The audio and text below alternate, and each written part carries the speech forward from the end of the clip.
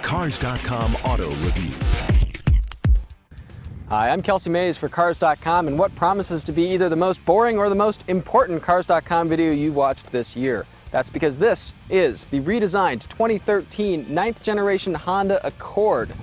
It's obviously been redesigned. There's a sedan, there's a coupe. This car's predecessor sold more than 150,000 cars in America in the first half of 2012. That made it the 6th best-selling car in America for that time. It's the 3rd best-selling family car. It's been redesigned, and we'll cover the interior, some of the roominess features in this sedan video. Be sure to check out the tech features and some of the driving in our separate video of the Honda Accord Coupe. Honda says the new Accord sedan is about a ½ inch shorter in terms of wheelbase and about 3 inches shorter from bumper to bumper than its predecessor. The redesign kind of rides the same vein as the Toyota Camry, the Chevy Malibu, the Nissan Altima redesigns. It doesn't exactly look wildly different from the old Accord. You can definitely tell that this is a Honda Accord. Let's go around back.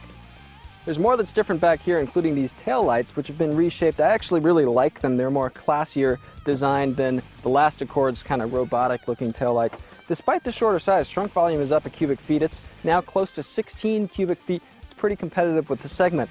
What's not competitive is the fact that there's still only a single folding seat here. It folds in one piece rather than the 60-40 split seats in a lot of competitors, which allow you to put in some cargo and then have a passenger still able to sit back there. Can't do that in the Accord.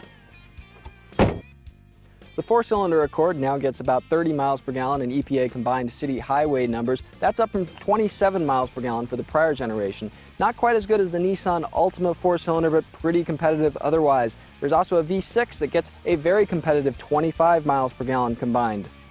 Cabin quality is mostly improved with a nice wraparound dashboard instead of the 2 panels that were kind of here before. There's also soft areas here where your elbows and arms kind of fall. And finally, chrome door handles have made their way back. The last ones were painted silver plastic, really kind of cheap looking. The Accord's cabin volume in the sedan has fallen a little bit, but it's still a very roomy car, especially in the back seat. You're not going to have passengers that are unhappy to sit back there, or ones that are going to have to yell back and forth with you to have conversation for that matter, and that's because Honda has really quieted this car a lot. We've noticed it already on our test drive. The suspension doesn't sound as loud over bumps. There isn't quite as much road noise as there used to be. The Accord used to be a pretty noisy car. Now, things are getting a lot better. It doesn't steer as well though. Electric power steering replaces last year's hydraulic setup, and it makes the Accord easier to turn at low speeds. The drawback though is on the highway where the wheel lacks much feedback.